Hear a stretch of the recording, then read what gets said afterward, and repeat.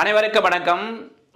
405 criminal breach of trust இருக்குல்ல, அப்புறம் 406, 407, 408, 409 இந்த 5 பிரிவுகளும் இப்பொழுது பாரதிய நியாய சன்னிதா 2023ல 316 செக்ஷன் 1ல கிரிமினல் பிரீச் ஆஃப் ட்ரஸ்ட் என்றால் என்ன டிஃபைனிங் செக்ஷனு, அதற்கான பனிஷ்மெண்ட் செக்ஷன் 2ல் இருக்கின்றது.